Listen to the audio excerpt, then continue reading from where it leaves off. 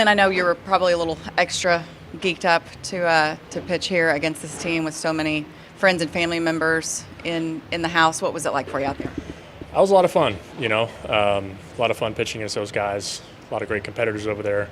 I think I felt pretty good about what I did. Obviously, got myself into some trouble, but obviously grew up coming to this ballpark quite a bit, watching games, from early 2000s on.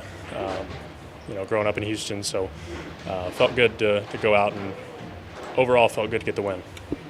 You're not getting in the batter's box and facing Justin Verlander, but the pitching matchup is still Verlander versus Otto. Does that add a little extra juice to it? I mean, I'd be lying if I said it didn't.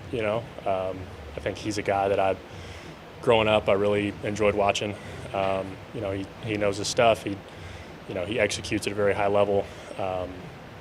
Even down to holding runners. I mean, he's very good at what he does. So, the fact that our offense was able to put some runs up on him was huge, and it gave me a boost to go out there and just focus on what I needed to do to keep it rolling. Do you feel like part of the process is learning how? I mean, not every outing is going to be perfect, but how to navigate those situations, traffic, things not going exactly well. How big was that fifth inning for you to come out and complete that? Yeah, that was big. I'm glad I got that inning. Glad I got to come back out. And felt really, like I made some adjustments in that inning and came out and attacked, and made some good pitches. Was able to get Tucker there. That was big. So, I think it was good. And then finally, what are you trying to get out of these last, handful of starts that you'll make before the end of the season? What are you trying to prove to yourself and to this organization? I mean, just keep making progress. The stuff's there. Stuff's always been there. It's just about execution, and it's about, being efficient, getting deep into games. Those are all the things that a starting pitcher needs to be able to do consistently. Consistency is probably, the most important. So really trying to string together some good starts and just give my team a chance to win. Glenn, thanks for the time. I appreciate the right side of one of these things, and also to just the way your team played in, those 9 innings, the situational hitting, manufacturing runs. How proud are you of this group and the way they played tonight against Verlander? We haven't had a whole lot of success here, and you're facing an elite guy like that. And, just the at-bats that we had against him when we needed to. Lowe having a great at-bat there, getting that runner to third base, and then Leody with 2 strikes, getting him in on a sac fly. Like, those are things that, we haven't been able to do. And even in the 10th inning there, we manufactured a run there, got a good bunt down. Jonas staying disciplined, stubborn right there, and then we ended up scoring 5. That's something that's kind of plagued us in some of these games, especially on the road. Especially in this ballpark. Alvarez, I hate the guy, but respect the heck out of him. Comes up with a big hit there, off one of our best pitchers. But, Otto battled. It wasn't his best, but at the same time, he got us through 5.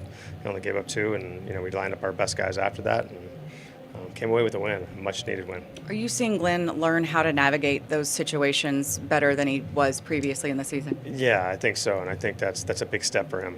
We talked about it on the bench, and just having him go back out for that 5th inning, having him get through that 5th inning against some of their best guys is so important for his development and for his just belief that he can be a starting pitcher and go every 5 days for us. So it's so big because it's just one less inning that we have to throw on the back end. So yeah, I'm really proud of him. Like I said, it wasn't an easy outing for him. But he battled his way through the whole thing.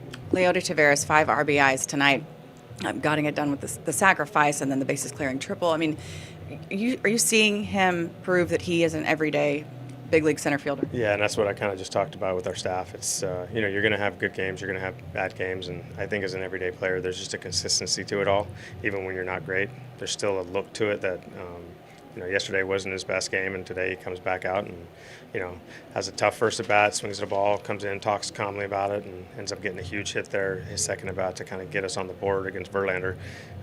But I think just his calmness and his ability to kind of like, okay, I'm going to navigate my way through these at bats every single game, and I'm proud of him, man, because he has come a long way in a short amount of time, and he's proven to us that I can't take him out of the lineup. And then finally, not terribly significant, but I did want to ask about the intentional balk to Alex Bregman. Was that, in fact, an intentional balk to get Bregman off of second? Absolutely. And what was he'd been giving you guys fits, right, yesterday? Yeah. And yeah, and listen, they're really good at doing a lot of things that, if they see anything in our glove or anything like that, so we just wanted to kind of avoid that. I know we had a 5-run lead, but we were going to do it regardless.